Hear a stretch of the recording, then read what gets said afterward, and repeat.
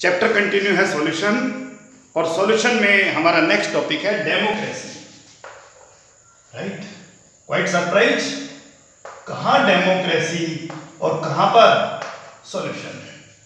Right, लेकिन समझ लीजिए जहां सॉल्यूशन वहां डेमोक्रेसी।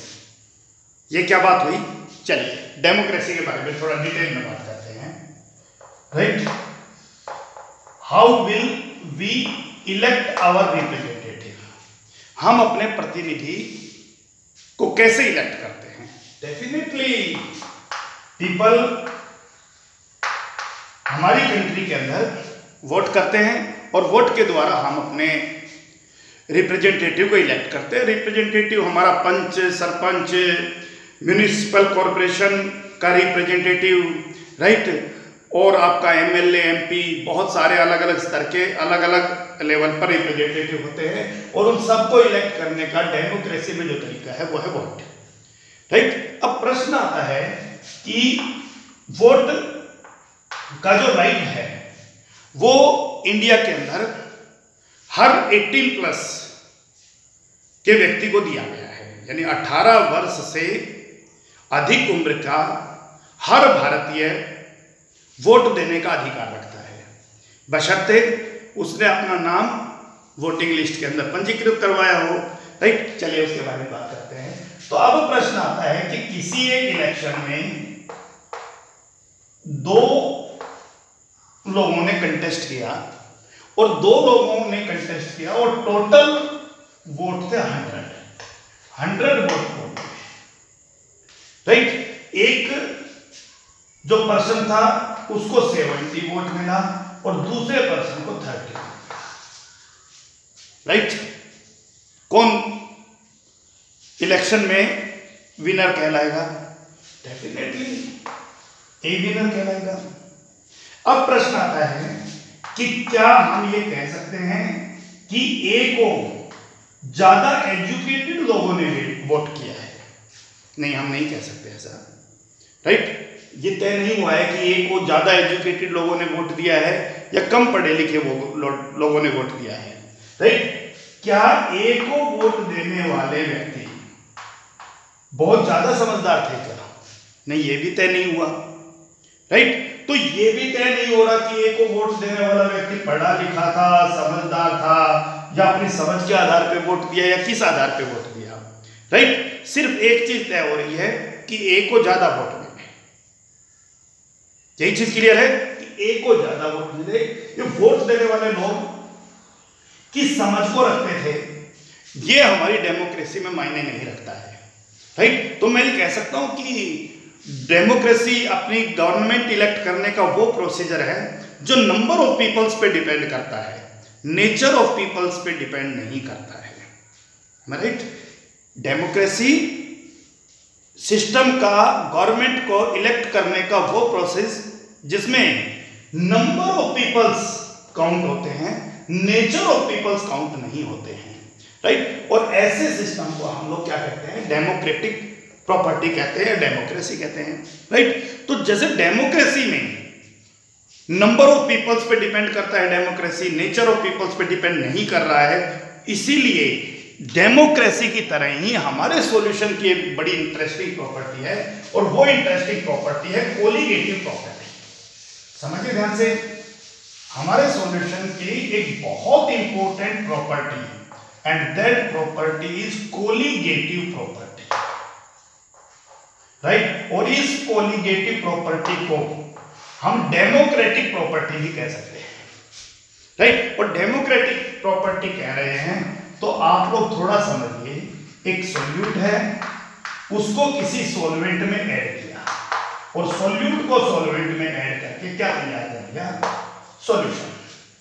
राइट, तो सॉल्यूशन की वो प्रॉपर्टी जो नंबर ऑफ सॉल्यूट पार्टिकल्स पर डिपेंड कर रही है, नेचर ऑफ सॉल्यूट पे डिपेंड नहीं करती, उसे हम कोलिगेटिव प्रॉपर्टी कहेंगे। सॉल्यूशन की वो प्रॉपर्टी जो सॉल्यूट के नंबर ऑफ मोल्स पे डिपेंड कर रही है, number of moles of solute, how much solute is added, इस पर डिपेंड कर रही है, नेचर ऑफ सॉल्यूट पे डिपेंड नहीं कर रही। ऐसी प्रॉपर्टी को हम सॉल्यूशन की क्या कहेंगे, कोलिगेटिव प्रॉपर्टी कहेंगे। तो ये बिल्कुल कंपेरेबल है किसके साथ, डेमोक्रेटिक प्रॉपर्टी के साथ। फिर से समझने की कोशिश करते हैं। तो टॉपिक कंटिन्यू है कोलिगेटिव प्रॉपर्टी, और हम समझ पा रहे हैं कि property of the solution which depends upon number of moles of solute not on nature of solute is called colligative property. There are total 4 colligative properties in your syllabus. समझिए ध्यान से, और उनका नाम बड़े ध्यान से देखते जाइए। पहली colligative property relative lowering in vapour pressure, relative lowering in vapour pressure. ध्यान से देखिए, रिलेटिव लोअरिंग, कम होना वेपर प्रेशर, क्या होगा अभी हम बात करेंगे। The second colligative property is elevation, बढ़ जाना, elevation in boiling point, boiling point का बढ़ जाना, एलिवेट हो जाना। क्लियर हो गया। Depression in freezing point, depression in freezing point, the another colligative property, and the fourth colligative property is osmotic pressure. These are the total 4 colligative properties, and these all 4 colligative properties depends upon number of solute particles, depends upon number of solute particles, not on nature of solute, right? Or what is the meaning of this line? Try to understand. Let us suppose we make a solution by adding solute into solvent, and it will give you solution. And let's check, we will take non-volatile solvent into solvent, which will bring solution, right? तो जब भी किसी solvent में non volatile solute add करोगे, उसके अंदर क्या देखने को मिलेगा, relative lowering in vapour pressure. उसके अंदर क्या देखने को मिलेगा, एलिवेशन इन बॉइलिंग पॉइंट। उसके अंदर क्या देखने को मिलेगा, डिप्रेशन इन फ्रीजिंग पॉइंट। और इसके बारे में नाम से अंदाजा मिलेगा, उसके बारे में हम बात करेंगे डिटेल में, राइट। अब थोड़ा और समझते हैं क्या मतलब निकल के आया इस कोलिगेटिव प्रॉपर्टी का, कि अगर मान लीजिए एक कोई भी एक्स सॉल्वेंट है और ये 100 ग्राम है, और इसमें हमने 20 ग्राम सॉल्यूट ऐड कर दिया, राइट। तो relative lowering in vapour pressure कह रहा है, पहले लोअरिंग शब्द पे फोकस करो कि वेपर प्रेशर लो हो जाएगा किसका, सॉल्वेंट में सॉल्यूट ऐड करने पर। सॉल्वेंट में सॉल्यूट ऐड करते क्या बन जाएगा, सॉल्यूशन बन जाएगा। तो सॉल्वेंट में सॉल्यूट ऐड करते ही वेपर प्रेशर कम हो जाएगा। तो मान लीजिए अगर वेपर प्रेशर 1 एटमॉस्फेरिक था, राइट, तो ये 1 से थोड़ा कम हो गया मान लो, तो 0.95 एटमॉस्फेरिक हो गया।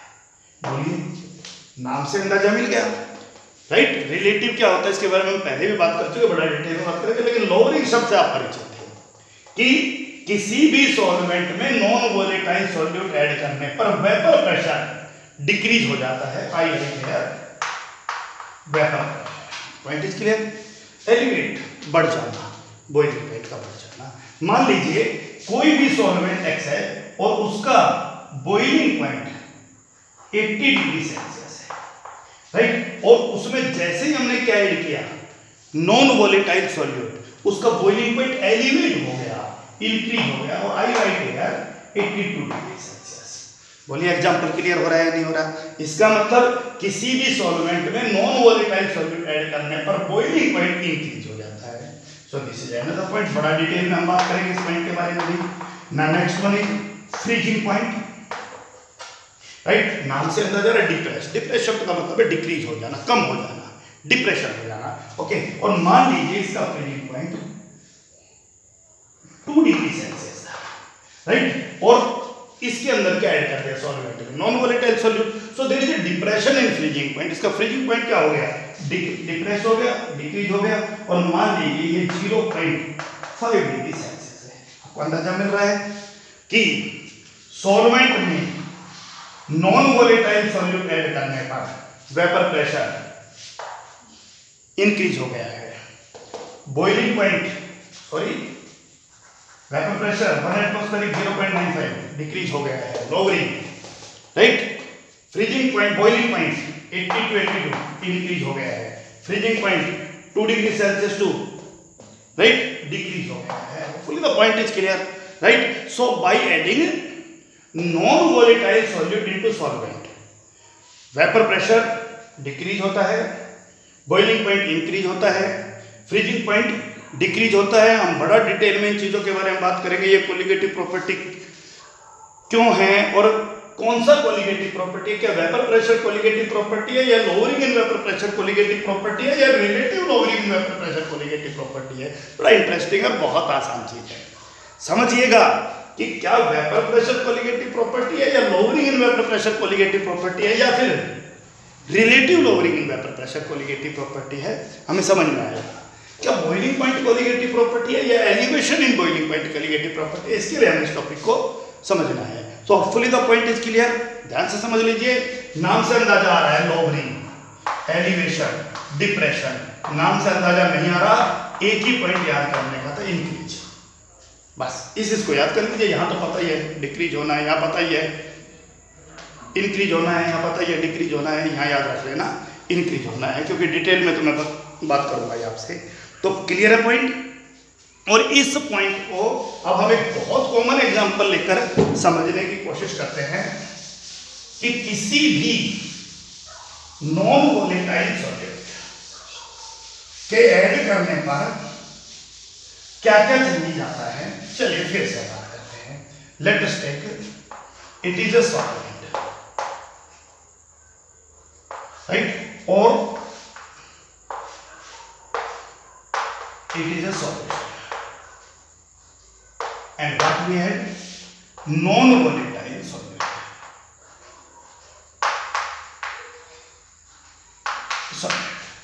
right. So what is the changes? The solvent, pure solvent have its vapor pressure P naught A right, and the solution have two components A and B. So A और B आप सबको पता है Pa plus Pb, लेकिन B तो non volatile है भाई। Non volatile का मतलब उसके वेपर नहीं बनने वाले हैं, इसका मतलब this is the vapour pressure of solvent P not A and the vapour pressure of solution is Pa right. And what the colligative property suggest lowering in vapour pressure, so P not A represent Pa। Reason पे तो बात करना ही है, जब हम अलग अलग बात करेंगे right. So vapour pressure, pure solvent का boiling point T not and the solution का boiling point T, and elevation in boiling point का मतलब नॉन वोलेटाइल सॉल्यूट ऐड करने पर बॉइलिंग पॉइंट एलिवेट कर जाएगा। टॉपिक पढ़ने से पहले इतना समझ होना चाहिए हमारा right. The next one is T not F and the solution TF। So depression in freezing point, so freezing point decrease कर गया है, क्लियर हो गया। And the next one is osmotic pressure pi1 और pi2। pi is not mathematical pi, this pi does not have the mathematical value 3.14, it only the representation of osmotic pressure। so pi1 solvent का and pi2 solution का vapour pressure, और vapour pressure sorry osmotic pressure है, और इसके बारे में बात किया था, ये इंक्रीज होगा। तो अब तक का इंफॉर्मेशन आपका बाय नेम हमें ये मिला है कि नॉन वोलेटाइल सॉल्यूट ऐड करने पर वेपर प्रेशर डिक्रीज होता है, बॉइलिंग पॉइंट इंक्रीज होता है, फ्रीजिंग पॉइंट डिक्रीज होता है और ऑस्मोटिक प्रेशर इंक्रीज होता है। These are very simple term right. अब हम वन बाय वन इन चीजों को समझने की कोशिश करते हैं। तो पहला टॉपिक हमारा elevation in boiling point, it is clear okay. तो पॉइंट क्लियर है कि वाटर के अंदर कॉमन सॉल्ट ऐड कर दीजिए। कॉमन सॉल्ट एक नॉन वोलेटाइल सॉल्यूट है राइट, और कॉमन सॉल्ट ऐड करने पर वेपर प्रेशर घट जाएगा, बॉइलिंग पॉइंट बढ़ जाएगा राइट, फ्रीजिंग पॉइंट घट जाएगा और ऑस्मोटिक प्रेशर बढ़ जाएगा। ऐसा हमें नाम से अंदाजा मिल गया था। अब मामला आता है भाई कि इनके बारे में अब हम डिटेल में समझने की कोशिश करते हैं। तो the first point is elevation in boiling point. So try to understand the first point is the name of the colligative property is elevation। elevation means increase हो जाना, बढ़ जाना। and what elevation? in boiling point right। किसमें elevation हो जाना? Boiling point में elevation हो जाना। तो आखिर प्रश्न ये आता है कि नॉन वोलेटाइल सॉल्यूट ऐड करने पर बॉइलिंग पॉइंट क्यों एलिवेट हो जाता है, आखिर हो रहा है तो, राइट। सबसे पहली चीज कि बॉइलिंग पॉइंट को कैसे निकालिएगा, the temperature at which, right, हमने अच्छे से पढ़ा कि वो टेम्परेचर जिसके ऊपर vapour pressure, right, of a liquid, किसी भी लिक्विड का वेपर प्रेशर किसके इक्वल हो जाएगा, एटमॉस्फेरिक प्रेशर के इक्वल हो जाएगा। पहले टॉपिक्स में पढ़ के आए हैं कि वो टेम्परेचर जिसके ऊपर किसी भी लिक्विड का वेपर प्रेशर किसके इक्वल हो जाए, एटमॉस्फेरिक प्रेशर के इक्वल हो जाए, उस टेम्परेचर को हम लोग क्या कहेंगे, उस लिक्विड का बॉइलिंग पॉइंट कहेंगे। यानी आप किसी भी लिक्विड को हीट करना शुरू कीजिए और हीट करते करते वो लिक्विड अपने वेपर बनाना शुरू करेगा, उसका वेपर प्रेशर धीरे धीरे बढ़ने लगेगा और जब उसका वेपर प्रेशर एटमॉस्फेरिक प्रेशर के बराबर हो जाए उस समय वो लिक्विड बॉयल करना शुरू कर देगा। Hopefully the point is clear. अब मामला आ जाता है भाई कि एलिवेशन इन बॉइलिंग पॉइंट में दो बातें हैं, एक हमारे पास एक्सपेरिमेंटल रिजल्ट है और एक हमारा थ्योरेटिकल कंक्लूजन है। एक्सपेरिमेंटल बहुत आसान है, आप 100 मिलीलीटर पानी लीजिए और उसको बॉयल कीजिए, राइट। सो आप सबको पता है कि नॉर्मल कंडीशन में जो वाटर है वो 100 डिग्री सेल्सियस पे बॉयल करेगा, कितना भी ले लो, 100 ले लो, 200 ले लो, 300 ले लो, राइट, क्वांटिटी पे डिपेंड नहीं करता है। और दूसरे केस में आप लोग नमकीन पानी ले लीजिए, उसमें नमक डाल दिया था, राइट, और नमकीन पानी को बॉयल कीजिए, वो 100 से ज्यादा बॉयल करेगा। ये बात है हमारा लेबोरेटरी रिजल्ट। एक्सपेरिमेंट ये कह रहा है भाई कि सॉल्वेंट में नॉन वोलेटाइल सॉल्यूट ऐड कर दो तो उसका बॉइलिंग पॉइंट बढ़ जाएगा।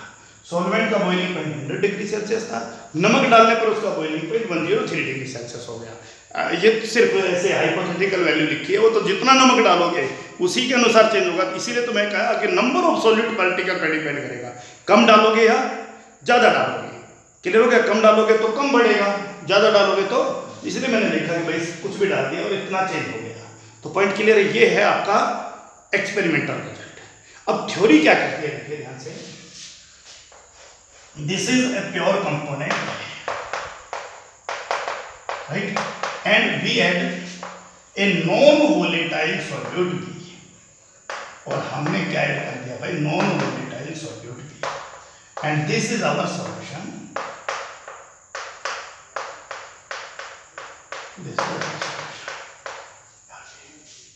राइट। अब प्रश्न आता है भाई कि वेपर प्रेशर, क्योंकि बॉइलिंग पॉइंट सीधा सीधा जुड़ा हुआ है किसके साथ, vapour pressure, the temperature at which vapour pressure of a liquid, right, becomes equal to atmospheric pressure, उसे ही उसका क्या कहा गया है, बॉइलिंग पॉइंट कहा गया है। सो वेपर प्रेशर, आप सबको पता है प्योर सॉल्वेंट का वेपर प्रेशर P0 है, और सॉल्यूशन का वेपर प्रेशर अभी भी हम बात कर रहे थे, A की वजह से बनेगा तो PA और B की वजह से बनेगा तो PB, लेकिन B नॉन वोलेटाइल है, B के वेपर बनने नहीं है तो B को रिमूव कर दीजिए। So I write here the total vapour pressure of solution is PB, right. अब हम सबको पता है भाई कि नॉन वोलेटाइल सॉल्यूट ऐड करने पर सॉल्यूशन का वेपर प्रेशर घट जाता है, ये हमने पिछले केसेस में पढ़ा दिया है, राइट। अब क्यों घट जाता है, सबको पता है भाई, इवोपरेशन एक सरफेस फिनोमेना है, यहां सरफेस पर मौजूद सभी पार्टिकल इवोपरेट हो सकते हैं, लेकिन यहां पर सरफेस पर उन पार्टिकल की संख्या कम हो गई है जिनके वेपर बनने थे, क्योंकि कुछ ऐसे पार्टिकल भी आ गए जिनके वेपर नहीं बन गए, ये हमने प्रीवियस टॉपिक में पढ़ लिया था, राइट। इसका मतलब है कि इसके वेपर ज्यादा बनेंगे और इसके वेपर कम बनेंगे। तो जब इसके वेपर कम बनेंगे, इसका मतलब वेपर प्रेशर कम हो गया है। I put A question mark here, why vapour pressure decrease, it is for you, right. आपको रीजन खुद लिखना है कि भाई आखिर क्यों डिक्रीज हो गया। जवाब ऑरली बता भी देता हूं, पहले भी बता चुके थे कि एवोपरेशन एक और वेपराइजेशन एक सरफेस फिनोमेना है, सरफेस पर मौजूद पार्टिकल सबसे पहले एवोपरेट होते हैं। अब यहां पर सरफेस पर मौजूद सभी पार्टिकल एवोपरेट हो रहे हैं, लेकिन यहां पर उन पार्टिकल का नंबर कम हो गया है जिनके वेपर बनने थे, क्योंकि कुछ पार्टिकल नॉन वोलेटाइल सॉल्यूट के भी आ गए हैं, राइट। तो जब नंबर ऑफ पार्टिकल्स जिनको इवोपरेट होना है वही कम हो गए, तो फिर वेपर भी कम बनेंगे, वेपर कम बनेंगे तो फिर वेपर प्रेशर भी कम होगा। Fully the point is clear. So this is the first point. अब हम सबको पता है भाई, इस सॉल्यूशन को heat up to high temperature, इसको हाई टेम्परेचर तक हीट करना पड़ेगा। किसकी तुलना में? सॉल्वेंट की तुलना में, ताकि इसका वेपर प्रेशर किसके बराबर हो जाए? एटमॉस्फेरिक प्रेशर के बराबर हो जाए। इसको कम हीट करना पड़ेगा क्योंकि इसके वेपर ज्यादा बनते हैं, तो थोड़ा हीट करने पर ही इसका वेपर प्रेशर एटमॉस्फेरिक प्रेशर के बराबर हो जाएगा। लेकिन इसके वेपर क्योंकि कम बनते हैं नॉन वोलेटाइल सॉल्यूट की वजह से, तो जब वेपर कम बनते हैं तो ज्यादा हीट करोगे तब जाकर इसका वेपर प्रेशर एटमॉस्फेरिक प्रेशर के इक्वल होगा। तो रिप्रेजेंटेशन हम कैसे करेंगे? प्योर सॉल्वेंट के वेपर प्रेशर को आई राइट हियर T नॉट, और सॉल्यूशन के वेपर प्रेशर को आई राइट हियर Tf। और अब ये बात प्रूव हो गई है कि Tf ज्यादा है किससे? T नॉट F से। आगे नहीं question mark, right? T not F pure solvent का और F नहीं, बॉइलिंग पॉइंट के बारे में बात कर रहे हैं, so I write here T not T। तो point is clear. Boiling temperature, not pure solvent, boiling temperature of solution. अब ध्यान से समझ लीजिए कि आखिर क्यों बढ़ा। सबको पता है भाई, बॉइलिंग टेम्परेचर क्या होता है? वो टेम्परेचर जिसके ऊपर किसी भी कंपोनेंट का वेपर प्रेशर एटमॉस्फेरिक प्रेशर के बराबर हो जाए, राइट? क्योंकि इसके वेपर कम बनने हैं तो इसको हाई टेम्परेचर तक हीट करना पड़ेगा, तब जाकर इसका वेपर प्रेशर एटमॉस्फेरिक प्रेशर के इक्वल होगा। क्लियर हो गया? तो इसका मतलब है कि सॉल्यूशन जब हम बनाते हैं तो सॉल्वेंट में नॉन वोलेटाइल सॉल्यूट ऐड कर रहे हैं। तो क्लियर सा ऑब्जर्वेशन है कि सॉल्वेंट में नॉन वोलेटाइल सॉल्यूट ऐड करने पर बॉइलिंग पॉइंट इंक्रीज हो जाता है। Point is clear. तो दोनों चीजों का जवाब होना चाहिए। आपसे पूछा जा सकता है कि वेपर प्रेशर क्यों डिक्रीज हुआ और बॉइलिंग पॉइंट क्यों इंक्रीज हुआ। Point is clear. Okay, so we again mention this point here.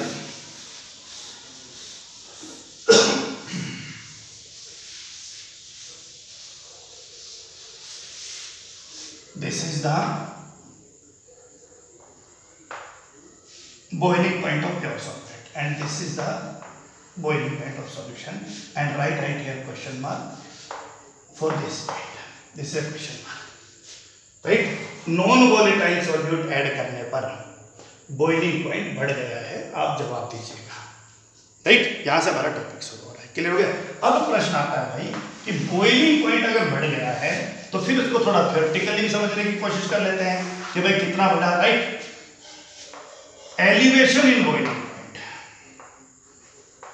Elevation in boiling point, right? And that is equal to delta T, delta change in boiling temperature, right? और change निकालने के लिए भाई क्या करते हैं, ज्यादा में से कम घटाइए। So TB minus T not B, this is the boiling temperature of solution, this is boiling temperature of pure solvent. The point is clear. Delta TB elevation in boiling point, ये तो क्लियर था, बढ़ा है, इसने पूछ लिया भाई कितना बढ़ा है। So delta TB is equal to TB minus T not B. The first point is clear. So okay, one more information. Experimentally it has been observed that elevation in boiling point is directly proportional to molality of the solution. It has been experimentally observed that elevation in boiling point delta TB is directly proportional to molality of the solution, right? So थोड़ा और detail में बात करते हैं भाई। Delta TB is equal to K constant and here I use KB, right? और into molarity. So KB is constant, KB is a constant and KB is represented as molar, molar molarity को represent करता है। Boiling point elevation constant, ध्यान दीजिएगा भाई, क्या कहा हमने? Delta TB is directly proportional to molality. किसने कहा भाई? It has been experimentally observed. Point is clear? Okay, so experimental observation, elevation in boiling point is directly proportional to molality, right? Delta TB is equal to Kb into molality. So Kb is constant and called molal boiling point elevation constant, right? और इसको एक और नाम भी दिया गया है, इब्लियोस्कोपिक constant. आप लोग पूरा नाम ध्यान रख लीजिएगा, ebullioscopic constant. Molar boiling point elevation constant को क्या नाम दे दिया? Ebullioscopic constant. Point is clear? Okay, so प्रश्न आता है कि अगर सॉल्यूशन की मोलैलिटी 1 है, यानी 1 मोलल सॉल्यूशन, मोलैलिटी 1 है, तो फिर delta TB is equal to KB into N. Point is clear? और अब मोलैलिटी की जगह क्या पढ़ करते हैं? 1। So KB is equal to delta TB. So ebullioscopic constant is equal to elevation in boiling point for 1 molar solution. यानी 1 molar solution, अगर सॉल्यूशन की मोलैलिटी 1 है, सॉल्यूशन की मोलैलिटी 1 है, तो फिर ऐसे सॉल्यूशन का एलिवेशन इन बॉइलिंग पॉइंट उसके इब्लियोस्कोपिक कांस्टेंट के ही इक्वल होगा। ये भी एक बहुत सिंपल सा रिप्रेजेंटेशन आप सबके सामने। Point is clear? और थोड़ा समझने की कोशिश करते हैं। Delta TB is equal to Kb into molality, and molality is simply represented as number of moles of solute upon weight of solvent in gram, and you have to multiply it by 1000, right? Number of moles of solute per kilogram solvent, right? So Nb is Wb upon Nb, और ऊपर 1000 लिखा है और नीचे W एक ग्राम में लिखा है। So put the value of molality here. So delta Tb is equal to Kb into Wb into 1000 upon Mb, ये यहीं तक रहेगा, Mb into W. Hopefully the point is clear. So it can be simply represented as elevation in boiling point is inversely vary with molar mass of solute. और आप कहोगे जी molar mass की solvent भी तो है, राइट? सॉरी, सोल्यूट भी है, solvent भी है, केबी भी है, 1000 भी है, तो इसके ही इनवर्सली वेरी क्यों कहा? एक बार ध्यान से समझिएगा कि अगर आपने 2 सॉल्यूशन तैयार किया और 2 सॉल्यूशन में सेम सीन बनाया, 100 ग्राम वाटर, 100 ग्राम वाटर, इसका मतलब WA फिक्स कर दिया, right?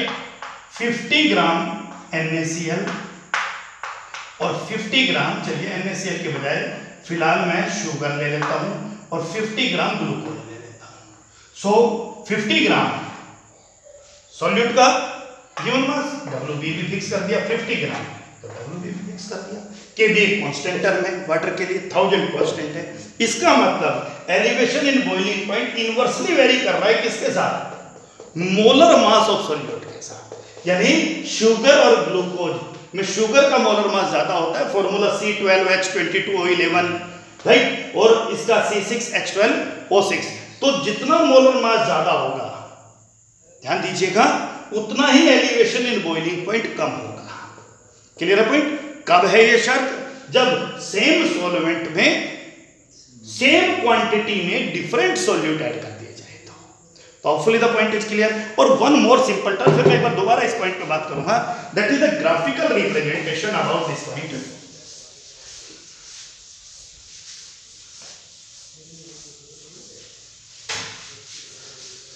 Yes, it is the vapor pressure and it represents temperature. The point is clear, right? We know as temperature increases, the vapor pressure increases. Temperature increases, so vapor pressure increases. The point is clear, right? Or I write here solvent. This is for solvent. ठीक है भाई, कि जैसे जैसे मान लीजिए vapour pressure, temperature बढ़ाते गए वेपर प्रेशर बढ़ता गया और एक समय ऐसा आया जब वेपर प्रेशर किसके बराबर हो गया, एटमॉस्फेरिक प्रेशर के बराबर। सीधा सा मामला है भाई, उस समय हमारा लिक्विड बॉयल करना शुरू कर गया। So I mention here this temperature is represented as T0 B। This is represented as T0 B। ये प्योर सॉल्वेंट का बॉइलिंग टेम्परेचर है। क्यों है भाई, देखिए दोबारा से, टेम्परेचर बढ़ा, वेपर प्रेशर बढ़ा, टेम्परेचर बढ़ता गया, वेपर प्रेशर बढ़ता गया। जैसे ही वेपर प्रेशर एटमॉस्फेरिक प्रेशर के इक्वल हुआ, उसी टेम्परेचर को हमने बॉइलिंग टेम्परेचर नाम दिया। सो this is the boiling temperature of pure solvent. मामला आता है भाई कि जब आप सॉल्यूशन बनाओगे तब क्या होगा। सॉल्यूशन आप सबको पता है भाई, सॉल्वेंट में नॉन वोलेटाइल सॉल्यूट ऐड करने पर वेपर प्रेशर कम हो जाता है। तो वेपर प्रेशर कम हो जाता है तो ये सॉल्यूशन का वेपर प्रेशर है जो हमेशा सॉल्वेंट से कम चलेगा। अब सॉल्यूशन में जैसे जैसे टेम्परेचर बढ़ाया वेपर प्रेशर बढ़ा, टेम्परेचर बढ़ाया वेपर प्रेशर बढ़ा, टेम्परेचर बढ़ाया वेपर प्रेशर बढ़ा, और एक समय उसका वेपर प्रेशर भी एटमॉस्फेरिक प्रेशर के इक्वल हो गया। इसका सीधा सा मतलब हुआ कि ये उस पूरे सॉल्यूशन का क्या हो गया, बॉइलिंग टेम्परेचर हो गया। So I mention here this is the boiling temperature of solution, this is TB। the TB is the boiling, so the difference in delta TB, this is TB, let's check, this is TB, the point is clear, and this point is T0, so this temperature is delta TB, which is represented as TB minus T0, this is represented as TB minus T0. So it is very simple point, that is the representation of a colligative property, and the colligative property is elevation in boiling point, right? The exactly similar derivation is derived for depression in freezing point. Okay, hopefully so we will repeat this point again. Okay students, the same story again in front of you. The question is, by adding non-volatile solute in a solvent, right, we make a solution and the boiling point of solution decreases by addition of non-volatile solute. So why decreases? You have reason that already explained, right?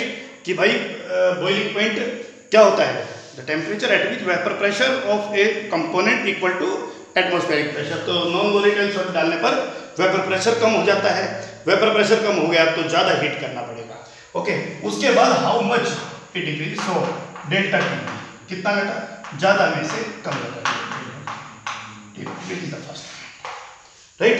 Solution के boiling point में से pure solvent का boiling point decrease कर दिया था। दूसरा, experimentally हमने क्या ऑब्जर्व किया, elevation in boiling point is directly proportional to molarity. So solve किया, so delta TB is equal to KB into molarity. KB is molal boiling point elevation constant और ebullioscopic constant. So if the molality of solution is 1 molal solution, so delta TB is equal to KB। again my question is, define KB or define iblioscopic constant or define molal boiling point elevation constant। so iblioscopic constant is equal to elevation in boiling point for 1 molal solution, this is simply defined। after that we will solve this derivation, हम इसको और आगे solve कर रहे हैं। so KB into molality, and we know molality is equal to, right, so number of moles of solute upon weight of solvent taken in gram and multiply by 1000, and NB is represented as WB upon MB। so you will put the value of molarity here, put कर सकते हो, क्या put करेंगे भाई molarity का value, that is WB into 1000 upon MB into WB, right. और एक बहुत सिंपल सा डेमोन्स्ट्रेशन आपको बताया कि 100 ग्राम वाटर में 10 ग्राम शुगर ऐड किया, C12H22O11, और 10 ग्राम ही ग्लूकोज ऐड किया, C6H12O6, राइट। तो दोनों ही केस के अंदर आप समझिए कि WB कांस्टेंट कर दिया, given mass of solute 10 gram 10 gram in both cases, दोनों ही केस में WA भी कांस्टेंट कर दिया, mass of solvent WA constant है, right. KB is already a constant और 1000 is mathematically constant value 1000, right. इसका मतलब ये हुआ कि elevation in boiling point molar mass of solute के इनवर्सली प्रोपोर्शनल है, राइट, और कंडीशनल है भाई। समझ में आगे नहीं होगा आपको कि इसका मतलब कि जिसका molar mass same quantity of solvent में same quantity of solute add कर दिया, तो जिसका मोलर मास ज्यादा होगा उसमें एलिवेशन इन बॉइलिंग पॉइंट कम होगा। This is a point, right. तो ये भी आपको ध्यान रखना है। और मैं बहुत सिंपल वर्ड में ये कह रहा हूं भाई कि कोलिगेटिव प्रॉपर्टी, क्योंकि एलिवेशन इन बॉइलिंग पॉइंट एक कोलिगेटिव प्रॉपर्टी है, राइट। प्रश्न आता है क्यों है कोलिगेटिव प्रॉपर्टी, देख लीजिए ना भाई, elevation in boiling point colligative property है क्योंकि ये मोलैलिटी पर डिपेंड करती है। और मोलैलिटी किस पे डिपेंड कर रहा है, मोलैलिटी की जगह number of moles of solute, right, upon weight of solvent multiply by 1000। इसका मतलब number of moles of solute पे डिपेंड कर रहा है। कोई पूछे कि कोलिगेटिव प्रॉपर्टी क्यों है एलिवेशन इन बॉइलिंग पॉइंट, तो आप कहोगे elevation in boiling point directly proportional है मोलैलिटी के, और मोलैलिटी डिपेंड करता है number of moles of solute के, इसलिए एलिवेशन इन बॉइलिंग पॉइंट एक कोलिगेटिव प्रॉपर्टी है। क्लियर है पॉइंट। सो ये भी एक बहुत सिंपल सा क्वेश्चन अराइज हुआ आप लोगों के लिए। Hopefully the point is clear, right. So one more simple, that is the graphical representation. बहुत सिंपल सा ग्राफिकल रिप्रेजेंटेशन था, और वो क्या था graphical representation, vapour pressure that is temperature, solvent लिया, टेम्परेचर बढ़ा, वेपर प्रेशर बढ़ा, और एक समय ऐसा आया जब उसका वेपर प्रेशर किसके इक्वल हुआ, एटमॉस्फेरिक प्रेशर, उसे ही उसका बॉइलिंग पॉइंट का, and that is T0, right. फिर हमने क्या किया, सॉल्यूशन लिया। सबको पता है भाई ये सॉल्वेंट है और सॉल्यूशन का वेपर प्रेशर कम होता है, तो this is the representation of solution. Solution लिया, नीचे चला गया, टेम्परेचर बढ़ा, वेपर प्रेशर बढ़ा, और एक समय ऐसा है जब उसका वेपर प्रेशर एटमॉस्फेरिक प्रेशर के इक्वल हो गया। So it is TB, the boiling point, boiling temperature of solution. So difference between delta TB and T0, this is the right, that is TB and T0, delta TB. So delta TB is equal to TB minus T0. This is the point. Hopefully the point is clear. So this is the first colligative property, that is elevation in boiling point. Clear है? Depression in freezing point, another colligative property, very simple, right?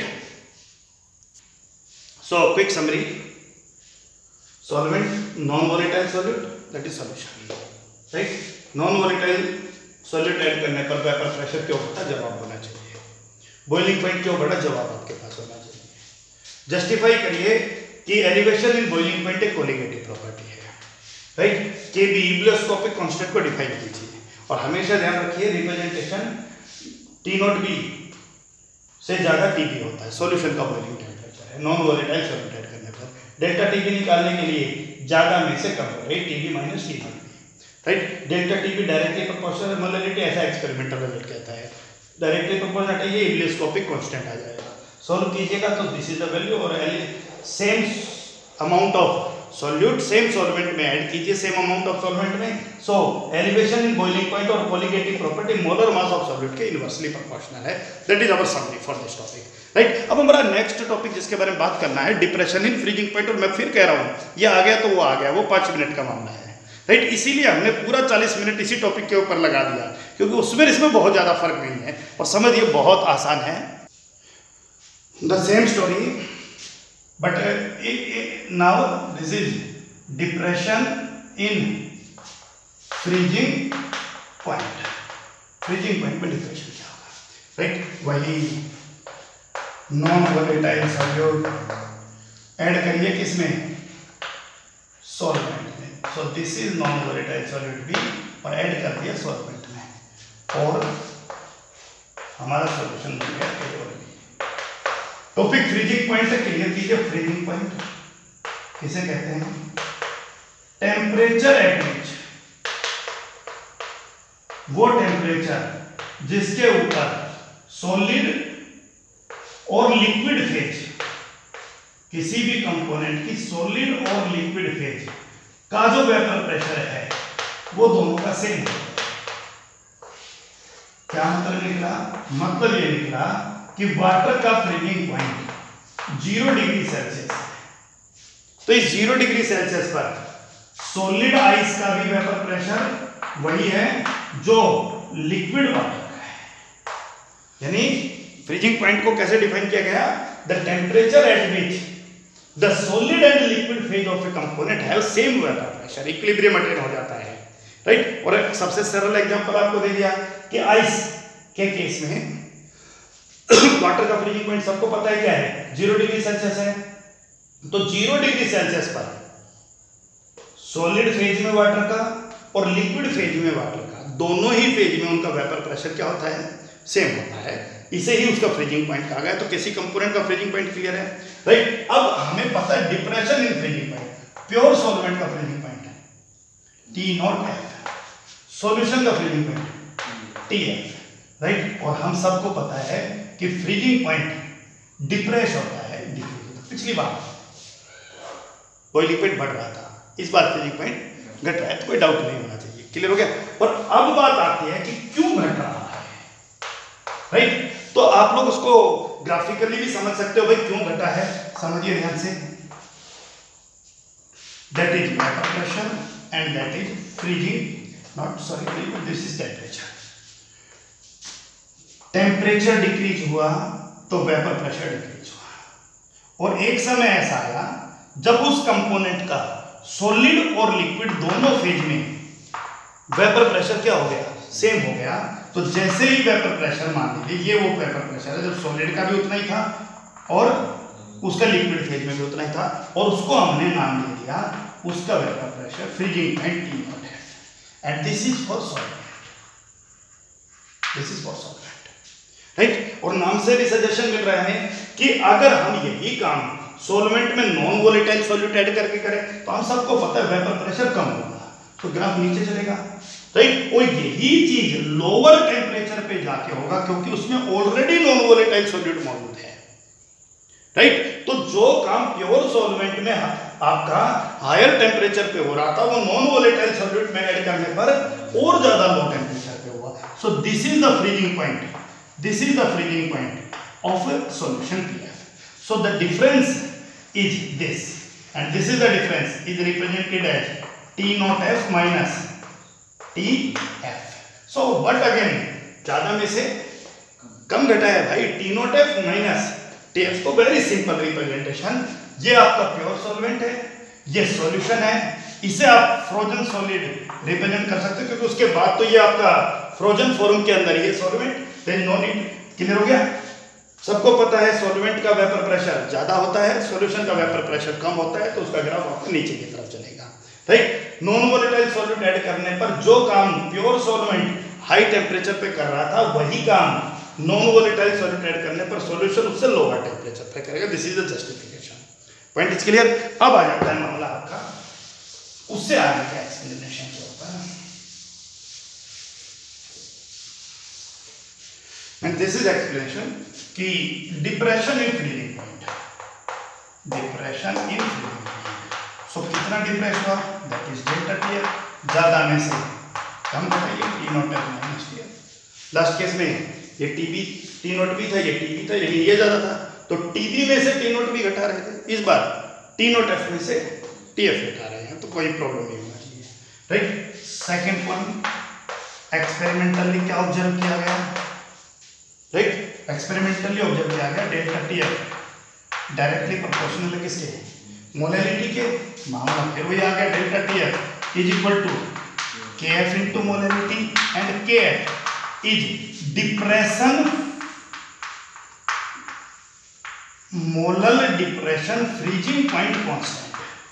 वो पिछले case में क्या था, molal boiling point elevation constant, और ये क्या है, molal freezing point depression constant, freezing point depression constant, and this is called cryoscopic constant, cryoscopic constant. और वहां पर केबी को क्या नाम दिया था, इब्लियोस्कोपिक कांस्टेंट, और इसे क्या नाम दे रहे हैं, क्रायोस्कोपिक। बहुत जनरल सा मामला है।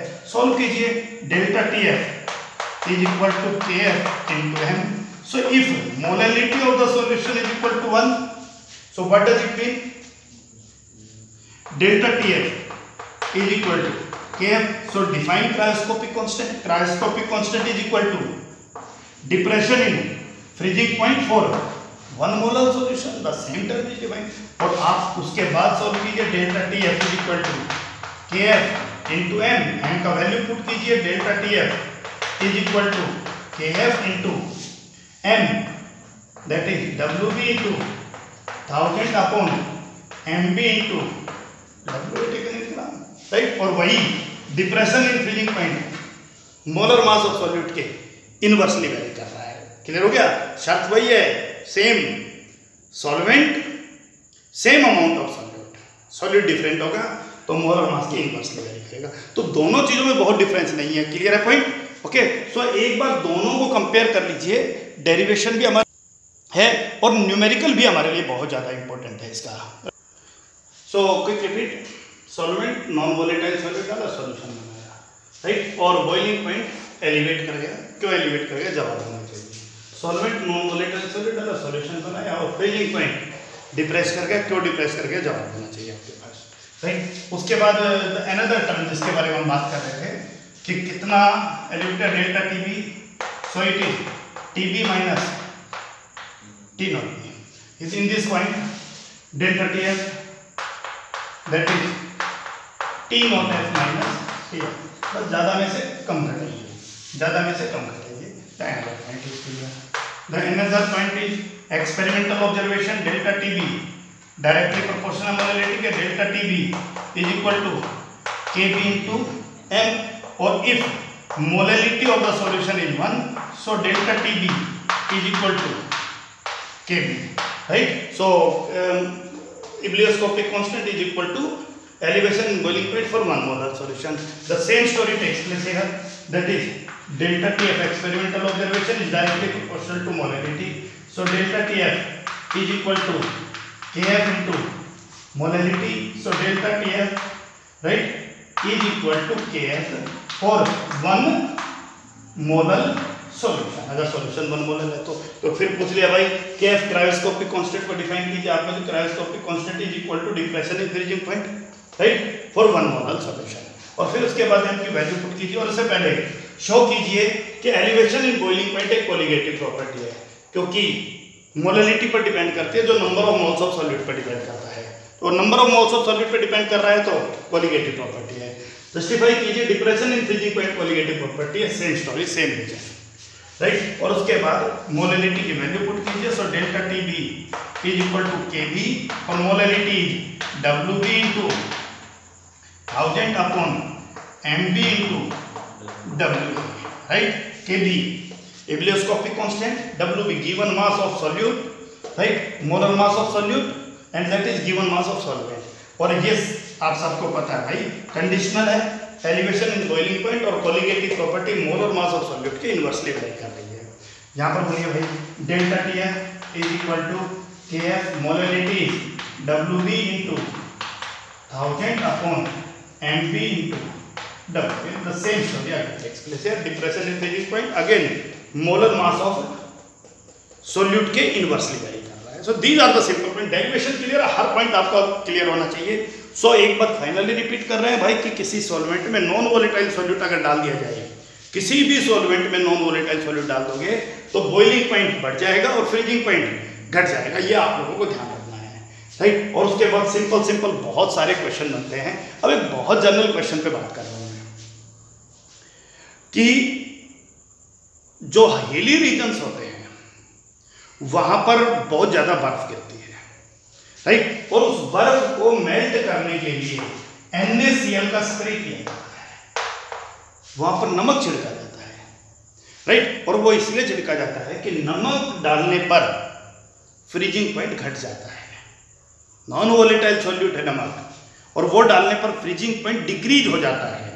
यानी जो वाटर 0 डिग्री पे फ्रीज हो रहा था वो नमक डालने पर 0 से लेस पे फ्रीज होगा। इसका मतलब अगर मान लीजिए आपने NaCl स्प्रे किया और फ्रीजिंग पॉइंट हो गया -3 और वहां पर टेम्परेचर -1 चल रहा है, तो नॉर्मली तो -1 पर वाटर आइस बन जाना था, लेकिन NaCl डालने पर -1 पर वाटर का आइस नहीं बनेगा, क्योंकि नॉन वोलेटाइल सॉल्यूट ऐड करने पर फ्रीजिंग पॉइंट डिक्रीज हो जाता है। क्लियर हो गया? और समझिए ध्यान से, जो लोग हिली रीजन्स पे जाते हैं वो अपने कार रेडिएटर्स के अंदर इथाइलिन ग्लाइकोल नाम का एक कंपोनेंट ऐड करते हैं। अब ये इथाइलिन ग्लाइकोल क्या करता है भाई? ये नॉन वोलेटाइल सॉल्यूट है, राइट। कार रेडिएटर में पानी होगा, हिली रीजन पे जाएगी, टेम्परेचर कम होगा और वाटर फ्रीज हो जाएगा। क्लियर है? लेकिन इथाइलिन ग्लाइकोल ऐड करने पर फ्रीजिंग पॉइंट रिड्यूस हो गया है, राइट। तो जो वाटर 0, -1, -2, -3, -4 पे फ्रीज हो रहा था, वो इथाइलिन ग्लाइकोल डालने पर फ्रीज नहीं होगा। This is the reason. तो these are the simple question, right, जो हम और भी बात कर लेंगे क्वेश्चंस के ऊपर, लेकिन इन सबका जवाब आपके पास होना चाहिए इस टॉपिक को पढ़ते पढ़ते। So that's all for today, right.